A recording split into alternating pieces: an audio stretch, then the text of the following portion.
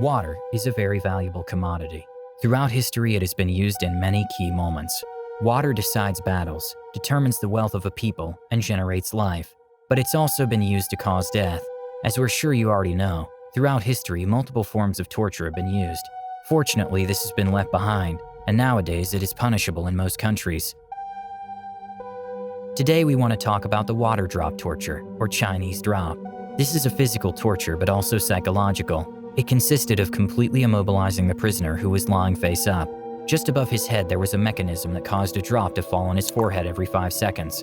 After a few hours, the physical damage to his skin was more than evident. You could see a blister of sorts that increased in size as time went on. But the physical was not the worst part.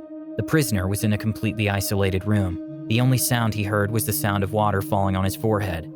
That was the only activity on which he concentrated his attention.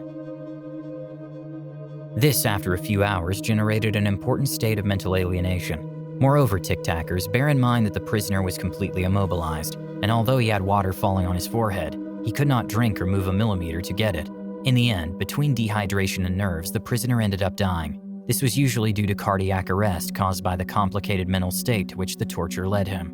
This method of suffering seems to have occurred to Hippolytus de Marcellus, an Italian lawyer and physician who lived in the 15th century.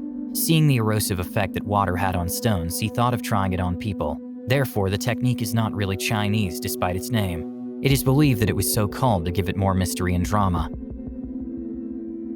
Its use lasted for many years, even reaching American prisons in the 19th century. Over time, some variations were also added to the technique. Some used ice water instead of room temperature water, so the effect was faster and more effective. Others blindfolded the victim and exposed him to an audience that laughed at his misfortune. This increased the mental stress and increased the psychological damage. And you know, TikTakers, mental damage is often much worse than physical damage. Fortunately, these methods have been forgotten, and remembering them should help us to continue fighting to guarantee the human rights of all people. If you enjoyed this video, don't forget to like it. And if you want to see more Draw My Life videos, subscribe to our channel. See you on the next episode.